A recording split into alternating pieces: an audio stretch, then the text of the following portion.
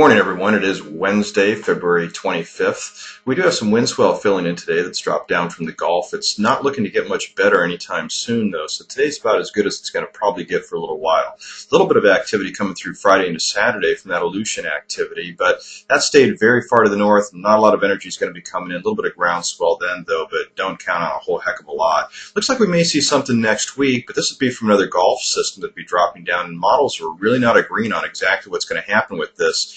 And if we do get swell out of it, we may also see rain. So I wanted to show you everything that's going on with the models. This is what's happening right now. I wanted to first start talking about the wave models this morning. This is the current analysis. You can see where Southern California is located, some energy sitting offshore. Those are about 9 to 12 foot seas way off the coast. So still a little bit of that energy will be filling over the next couple of days. Aleutian activity, almost non-existent. As we go out 24 hours on the models, Aleutian activity is even weaker. We see, though, that there's some of that green energy filling into Southern California, and that's that continued wind swell. Not a whole lot of energy, but still some waves would be hitting the coast, keeping us from going completely flat. And then this gets interesting. 72 hours out, we see a Gulf system that could be forming. Models aren't in agreement on exactly what would happen with this at all. One scenario here showing out 96 hours on the FN Mach models shows that this fetch would progress about 1,600 miles away from Southern California and would gather into a fetch having 25-foot seas. That seems very dubious at this point, especially since the models are not in agreement on what's going to happen. Taking a look at the Wave Watch 3 models this morning, it shows a whole different story. This is out on the 78-hour model, about 3 days out, and showing the fetch not really gathering a whole lot of steam up in the Gulf of Alaska. It's almost hard to see without it being annotated. And then if we look out even farther on the models, out another day, it just breaks apart. Doesn't look like it would do much. So this is a little bit dubious, but the weather pattern that's bringing this together could mean we could get swell. This is the weather pattern. Taking a look at Saturday's weather model, relative vorticity model, one of my favorites, as you may know. High pressure shown in blue, low in red. We can see that the low would be progressing quite a bit far to the south of where Southern California is, and that could then whip up west-southwest wind swell. But that also is a sign of rain and possible precipitation. Taking a look at the precipitation models, we can see that that lower edge of the trough, of that low pressure, would be farther south than Southern California. And since that spins in a counterclockwise direction, that could then spin in moisture to Southern California. And moisture here, precipitation is shown in green.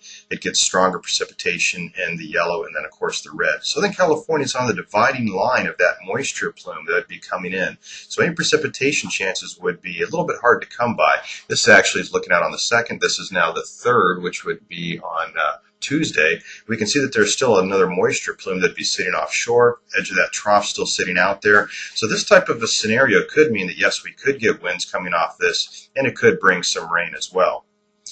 Now, I'd like to also move along and show something down in the southern hemisphere this morning. We don't get a lot of activity this time of year, but I thought this was worth noting. This would be on the 48-hour model, so it's a 36-foot fetch that would be somewhat south of where Easter Island is. For us in Southern California, this would be about 4,700 nautical miles away.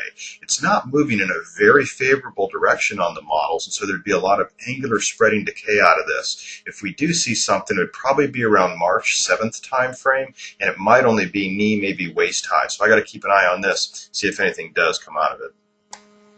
So today may be as good as it's going to get for a little while. That wind swell that's filling in now, that should stick around through Thursday, but probably will diminish then. A little bit of ground swell coming in Friday and Saturday from the Aleutians. Don't get your hopes up on that. It's going to be very sporadic. Doesn't look to be that much for size either. And then we could see something filling in Sunday through Tuesday, Wednesday time frame. That'd be that wind swell from that Gulf system dropping down. Anything that comes out of that would likely be accompanied by weather. And we still got to see what happens with that over the next few days. And then the next swell on the horizon so far is looking to be something around the 7th from that southern hemisphere system south of Easter Island. I wouldn't count on a lot from that one right now. That's looking to take almost a nearly direct easterly trajectory over to South America. But you can always check out the latest ETAs, weather, wind, tide, and more at my SoCal Surf Report on wetsand.com.